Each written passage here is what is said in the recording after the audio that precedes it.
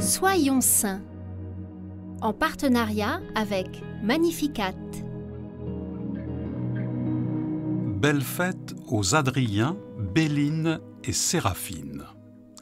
Sainte Béline et la bienheureuse Séraphine ont chacune, à leur manière et à leur époque, offert leur vie au Christ.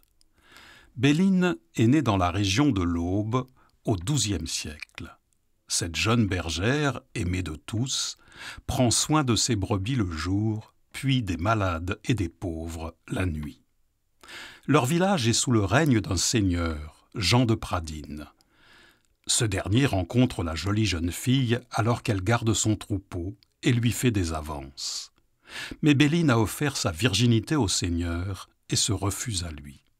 Furieux, le triste sire tire son épée et lui tranche la tête. Les habitants furieux prennent alors d'assaut le château. Jean de Pradines parvient cependant à s'enfuir. Il est peu après excommunié par le pape, puis condamné par le roi à un exil perpétuel. 3 siècles plus tard, en Italie, une jeune fille de 16 ans, Sueva, épouse Alessandro Sforza, duc de Pesaro. Son mari est un veuf beaucoup plus âgé qu'elle, qui commence par bien la traiter avant de se mettre à la haïr. En revenant de guerre, il installe une maîtresse dans son palais. De son côté, pendant son absence, Sueva l'a trompée et a même comploté pour l'assassiner. Un jour, elle est forcée par son mari à entrer au couvent.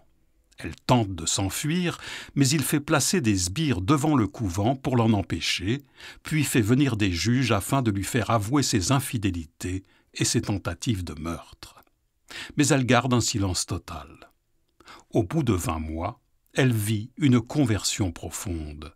Elle change alors de nom pour celui de Séraphina et prend de son plein gré cette fois-ci l'habit de Sainte Claire, décidant de consacrer sa vie avec joie à la prière.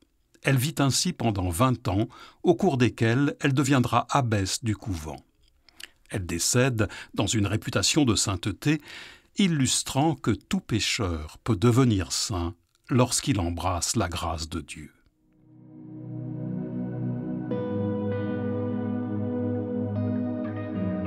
Seigneur, aidez-nous à désirer marcher sur les traces de vos saints, qu'à leur exemple, nous préférions toujours choisir de faire votre sainte volonté.